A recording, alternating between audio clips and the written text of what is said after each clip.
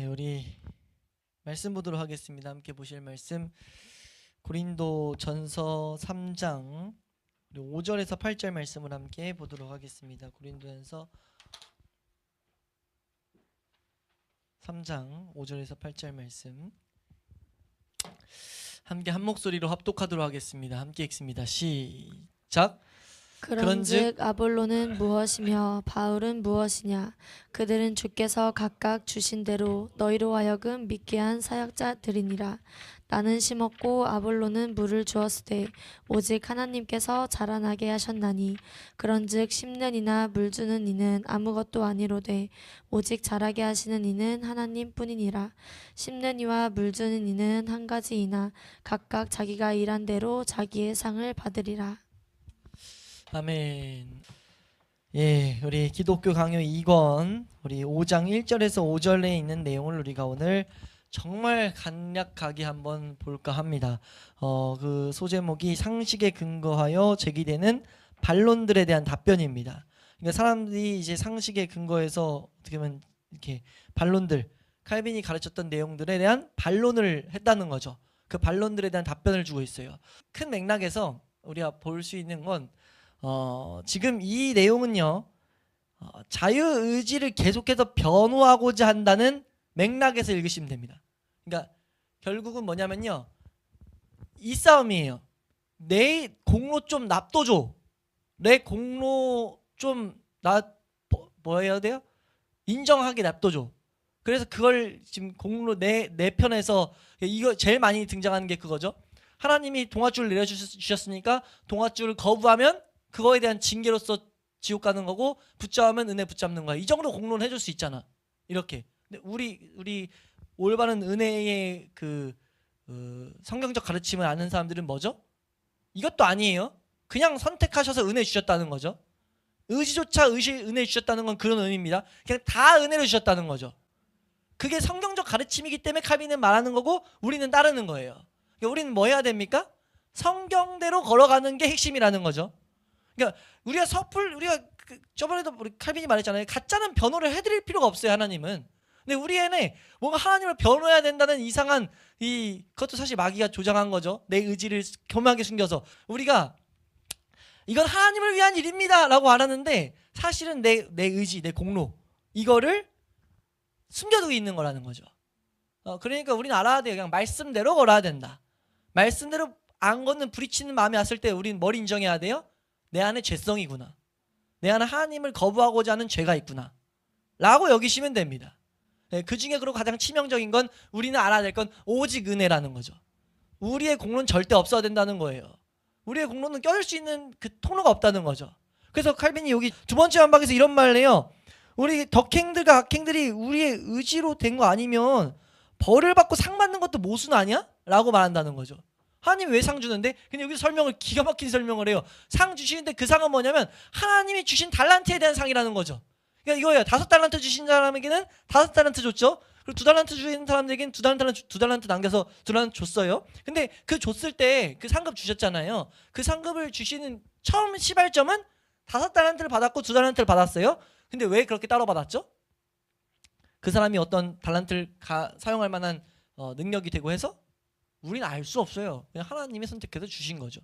단지 상급을 받아요. 주신 것에 대해서 충성을 다했을 때 우리 상급 받아요. 근데 그 상급이 뭡니까? 하나님의 것에 대한 상급이에요. 우리의 공로 때문에 상급 받는 거 아니라는 거죠. 상급 받는 건 근데 우리가 인정해야 될 건 뭡니까? 상급에 대한 소망은 품어야 돼요. 왜요? 왜 우리 상급이 차등되게 지불이 돼야 안 돼요? 대별됐죠. 상급은 분명히 차별되게. 근데 그 차별이 우리가 이 세상 관점으로 가져서 안 된다는 거죠. 제일 치명적인 문제가 뭡니까? 김민호 목사님도 언급하는데 이건 돌고 돌았던, 저도 들었던 내용이어서 천국 가서 개털모자 쓴다. 천국 가서 누구는 금지배 짓고 누구는 개털모자 쓰고 있다. 이런 건 이상한 상상에서 나온 겁니다. 이 사람들이 이상한 신비주의에서 나온 거예요. 몰라가 답입니다. 근데 확실한 건 차별대의 상급을 주신다. 단지 우리가 하나님을 아는 지식에 대해서 거룩하게 된 그 모습에 따라서 하나님은 우리에게 상급을 주실 거예요. 뭔지 몰라요. 근데 가장 선한 걸로 주시겠죠. 근데 그걸 때문에 비교하고 이런 거 없어요. 근데 왜 그렇게 비교하도록 이런 상급을 말씀하셨어요? 열심을 갖도록. 우리가 이 세상에서 열심을 가져야 될 필요가 있으니까. 충성되게 일해야 될 필요가 있으니까. 이해되세요? 그게 이제 뒤에도 나오지만 우선 반박 중에 그런 반박, 두 번째 반박은 이렇게 지나가는 거예요. 지나갈 겁니다. 네, 그런 반박이 있었다는 거. 상급 벌금. 근데 그 의도 자체가 뭐예요? 파고들면 제가 저 설명할 자신이 없어요. 근데 겉에는 만질 수 있겠어요. 근데 겉에 만지는 그 근본을 알면 엇나가지 않을 수 있습니다. 그 근본이 뭡니까? 지금 이 사람들은 다 자의지에 대한 어떤 나의 공로에 대한 여지를 자꾸 두고자 한다는 거죠. 그래서 첫 번째 반박이 뭐였냐면은 첫 번째 반박은 이거예요. 우리 한번 이건 첫 번째 줄에서 세 번째 줄 한번 읽어볼까요? 네, 첫 번째 줄에서 세 번째 줄 한번 읽겠습니다. 시작. 사람들이 자유에 대한 그릇된 개념을 갖고서 사람의 의지가 속박된 상태에 있다는 것을 부인하고 그것을 공격하기 위하여 자기들의 논지를 개진하지 않았다면 이 문제에 대해서는 이 정도의 논의로 충분했을 것이다. 이게 지금 시작되는 거죠. 뒤에서 있는 것도 다 포함된다 볼 수 있는데 우리가 말했던 앞에서 우리가 봤던 우리에게는 모든 사람은 죄를 범하였으면 하나님의 영광에 이르지 못한다. 의인 넘나니 하나도 없다. 라는 걸 그냥 성경대로 가르침을 받았으면 설명할 필요 없다. 그리고 은혜만을 구한다고 한다면 설명할 필요 없어요. 근데 그런 가르침을 계속해서 여지를 두려고 하는 의인 없나니 하나도 없다 했는데 그래도 내 편에서 뭔 있잖아요. 자꾸 뭘 하려는 사람들이 있었다는 거죠. 그래서 설명할 필요가 있다라고 하면서 여기서 이제 몇 가지 반박을 말하는데 첫 번째에서 뭘 말하냐면 이런 사람이 있었다는 거예요. 죄가 필연이라면 그러니까 죄가 필연의 문제. 우리 근데 앞에서 말했었죠. 필연과 강제를 구분해야 된다. 근데 그 강제를 못했던 거예요. 근데 이렇게 말했다는 거죠. 필연. 어떤 사람들 우리가 말했잖아요. 우린 죄의 노예다라는 것들. 세상은 죄의 노예다라는 개념이 있다고요. 왜요? 세상 풍조에 휩쓸려가고 있으니까 피해갈 수 없어요. 그럼 이런 논쟁이라면은 죄를 짓는 것이 그걸 어떻게 죄라고 여길 수 있겠냐? 네? 그렇게 여기서 말하죠. 중간 문단 보면 첫 번째 문단의 딱 중간. 만일 죄가 필연의 문제라면 보이세요? 네, 거기 한번 읽어볼게요. 시작. 만일 죄가 필연의 문제라면 그것은 죄가 될 수 없고 죄가 자발적인 것이라면 얼마든지 피할 수가 있다고 한다. 사람들이 말한다는 거예요. 이렇게 죄가 필연이라면 그걸 어떻게 죄라고 하냐? 그러니까 하나님의 주권 가운데 있다고 했잖아요. 이런 예를 한번 들어보세요. 그러니까 만약 무단횡단을 누가 했어요. 무단횡단을 했는데 무단횡단을 한 것이 하나님의 주권이냐 아니냐? 주권이 아니에요? 넓은 의미에서 주권이에요. 주권이라 했으면은 하나님이 주권이라 했으니까 그게 어떻게 죄야? 하나님이 했는데 그걸 해야 되는 거 아니야? 라고 했을 때 그걸 완전 하나님의 주권을 완전 밑도 끝도 없이 이해를 잘못한 거죠.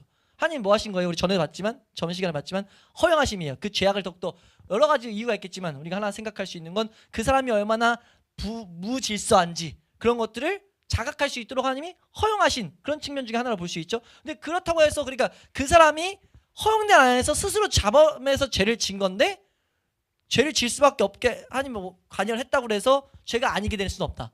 그러니까 뭐 그런 설명을 지금 여기서 칼빈이 하는 거예요. 그래서 여기서 결국은 그 궁극적인 요지는 뭐냐면 지금 그 어떤 사람들이 하나님 자기 안에 계속해서 뭐 어떤 공로가 있는 것을 남겨두고자 이런 논쟁까지 펼쳤다는 거죠. 기가 막힌 진짜 죄성이 이렇게까지 가는구나 라는 걸 아셔야 된다는 거예요. 그러니까 우리가 이 말씀 이거 다섯 번째까지 이렇게 보면서 뒤에도 계속 또 반박이 나오지만 반박이란 것은 진짜 말씀을 어떻게든지 믿지 않으려는 본성에서 나오는 거구나 라는 것들을 좀 잘 새겨놓으셨으면 좋겠어요. 그러니까 우리가 새겨놔야 될 것은 말씀대로 따라가는 게 참 복된 길이구나, 그 길에 인정하는 게 지혜로운 태도구나 라는 것들을 우리는 배웠으면 좋겠습니다. 그러니까 이 반박은 제가 질문이 온다면 더 열심히 공부를 해볼게요. 근데 제가 지금 상황에서는 반박을 자신 있게 설명할 자신이 없습니다. 똑바르게 설명할 자신이 없어요. 그래서 이 텍스트는 최대한 안 다룰 거예요. 질문을 해주시면 혹여나 질문에 대해서는 좀 설명을 할 수 있게 해보겠습니다. 그래서 두 번째로 넘어가서 두 번째는 아까 말씀드렸죠. 상벌에 대해서 말했고요. 세 번째로 가면요. 세 번째 가보시면 첫 번째에서 세 번째 줄 한번 읽어볼까요? 세 번째입니다. 시작. 반대자들은 또한 만일 선이나 악을 택하는 것이 우리의 의지의 기능이 아니라면 동일한 본성을 지닌 자들은 모두가 악하거나 아니면 모두가 선할 수밖에 없다는 반론을 제기하는데 이는 크리소스톰에게서 취한 것인 듯하다. 네, 여기서 지금 무슨 말을 하냐면 두 줄만 더 내려가서 만일 하나님의 은혜가 이거 한번 읽어볼게요. 시작. 만일 하나님의 은혜가 우리를 변할 수 있는 처지에 그냥 버려두지 않았더라면 아무도 믿음에서 떠나는 사람이 없었을 것이라고 진술한다. 네, 지금 여기서 말하는 건 이게 지금 무슨 말이냐면요. 하나님의 은혜가 우리를 그냥 변하지 않게 만들었으면은 믿음 안 떠났을 거 아니야. 그러니까 아담이 절대 못 따먹게 했으면, 그러니까 얼마나 하나님을 어떻게 해서든지 지혜를 짜내가지고 하나님을 악한 분으로 만들려고 사색하고 있다는 거죠. 이런 사색까지 갈 필요가 없는데, 그러니까 자기 거 인정 안 해주니까 지금 어디까지 가는 거냐면, 왜 변하게 만들었는데 그럼? 그러니까 얘기 안 통하니까 다른 논쟁으로 가버리는 거야. 아예. 그러니까 이건 사실 밑도 끝도 없는 논쟁인 거죠. 하나님이 우리에게 꼭 은혜를 주셔야 될 분입니까? 은혜 반드시 주실 의무가 있어요? 은혜 주실 의무 없어요. 왜냐면 은혜 받을 만한 자격이 없는 존재니까. 우리가 그런 사람에게 은혜 주셨는데, 은혜 구해놨더니 진보다리 찾으라는 그런 속담이 있는 것처럼, 하나님 나 왜 더 부유하게 안 해주세요? 하나님 나 더 왜 뭐 안 해주세요? 이런 불평을 계속 일삼고 샀는데, 우리가 생각해 볼 건 우리를 부유하게 하실 의무가 있냐고요. 우리에게 어떤 은혜를 구한 대로 더 주실 의무가 있냐는 거예요. 우린 사실 감사해야 될 것들만 찾아가도 다 감사 못할 존재라고요. 그걸 집중 안 하니까 문제인 거죠. 그러니까 불평불만이 나온다는 것은 사실 이 불신앙에서 나오는, 하나님을 하나님으로 제대로 이해하지 못하는 잘못된 것에서 계속 파생되는 모습인 것을 우리는 알아야 돼요. 지금 이 질문도, 이 반박도 밑도 끝도 없는 데까지 가는 거죠. 아니 그러니까 사람들이 얼마나 악해지는 데까지 갈 수 있는가를 우리는 볼 수 있어야 된다는 거예요. 네? 그래서 이 칼빈이 이 텍스트에서는 이 다음 페이지 391페이지 보면은 하나님이 이건 선물이란 걸 알아야 된다라는 걸 말하는데, 세 번째 줄, 곧 모든 사람이, 한번 읽어볼까요? 시작. 곧 모든 사람이 사악함 속에 남아있지 않다는 것은 바로 하나님의 긍휼하심으로 말미암은 것이라는 사실이다. 그러므로 우리 모두가 본성적으로 동일한 질병을 앓고 있지만 주께서 그의 치료의 손길로 붙잡으시기를 기뻐하시는 자들만이 그 질병에서 노임을 받게 되는 것이다. 그 이외에 하나님께서 그의 의로우신 판단으로 그냥 내버려 두시는 다른 사람들은 그 부패한 상태 속에서 그냥 허비하고 있다가 결국 태어지고 말 것이다. 네, 좀 길어도 좀 더 읽어보겠습니다. 시작. 어떤 사람은 끝까지 인내하고 어떤 사람들은 경주 시작부터 넘어지고 마는 이유가 다른 데 있는 것이 아니다. 끝까지 인내하는 것 자체도 하나님의 선물이다. 하나님께서는 그것을 아무에게나 다 주시는 것이 아니라 그가 기뻐하시는 자들에게만 주시는 것이다. 네, 좀 전에 말씀드렸던 우리가 하나님을 알게 된 우리는 하나님을 감사하기에도 우리는 시간이 부족하다라는 것들로 이해하시면 돼요. 우리가 얼마나 더욱더 우리 가운데 주신 은혜들이 있는지를 계속 찾아가는 게 우리 믿는 자들이 사실 힘써야 될 내용인 거죠. 이런 반박에 대해서는 이게 지금 하나님을 알지 못하기 때문에 나온 모습이구나 라고 우리가 이해하시는 게 가장 탁월할 듯합니다. 근데 이제 사람이 이렇게까지 갈 수 있다. 모든 지혜를 동원해서 하나님의 악하심을 계속해서 찾아내려고 한다, 라는 건데, 이건 사실 정말 안타까운 모습인 거죠. 그래서 네 번째 반박으로 나오는데, 더 나아가서 라고 말해요. 이 죄인들에 대한 시선으로 이제 말하는 건데, 그 사람들이 순종할 능력이 없으면 그럼 우리가 사실 교훈도 필요 없고 겉면도 무음해하고 책망하는 것도 어리석은 일이 될 것 아닌가? 라고 말을 이제 한 사람이 있었다는 거죠. 믿는 자들이 뭐털 어차피 구원받지 못할 사람들이 있잖아요. 그들에게 어떻게, 왜 우리가 권면을 해야 되는가? 라고 했을 때 정말 탁월한 얘기를 칼빈이 합니다. 여기서 이제 오늘 본문이 나오는데요. 오늘 본문에 뭐가 나왔죠? 우리 오늘 본문에 있는 씨 뿌리는 그 비유에 대한 내용이 나오죠. 네, 여기 지금 이제 세 번째 본문에 나오는데, 이 가르침에서 쭉 주어지는 게 이렇게 이해하시면 돼요. 왜 씨 뿌리는 비유가 나오냐면, 씨를 뿌릴 때 농부가 한 움큼을 그냥 지고 딱 뿌려요. 씨가 얼마나 많습니까? 씨가 많은 씨를 뿌리는데 그 씨 아래서 뭐가 자랄지 알고 선별해서 뿌려요? 아니면 알지 못하고 그냥 뿌려요? 뿌리고 그 가운데 자라는 게 있는 거죠. 이해되세요? 그러니까 우리가 겉면을 계속 해야 되는 이유는 여기 있다는 거예요. 그 안에 우리가 누가 잘할지 안 잘할지 우리는 몰라요. 다만 우리는 우리가 씨를 심고 물을 주고 햇볕 잘 받도록 우리 하는 거라는 거죠. 네, 아볼로는 물 주고, 이 말씀 오늘 본문에 있던 것처럼. 근데 우리가 알아야 될 건 뭡니까? 결국 자라게 하시는 분은 하나님이에요. 그러니까 하나님이 하실 거기 때문에 우리는 그걸 믿고 단지 우리에게 맡겨진 대로 우린 농부의 사명이 있다는 거죠. 우린 계속해서 이것을 하나님이 전하도록 말했어요. 그래서 에스겔서 말씀도 인용되죠. 우리가 에스겔서 말씀이 어디가 인용되죠? 우리 말씀 읽어보시면, 우리 에스겔서 11장 19절 말씀 한번 보시면, 11장 19절 함께 읽습니다. 시작. 내가 그들에게 한 마음을 주고 그 속에 새 영을 주며 그 몸에서 돌 같은 마음을 제거하고 살처럼 부드러운 마음을 주어. 네, 하나님이 하신다는 거죠. 우리 로마서 10장 14절 말씀, 로마서 10장 14절 말씀.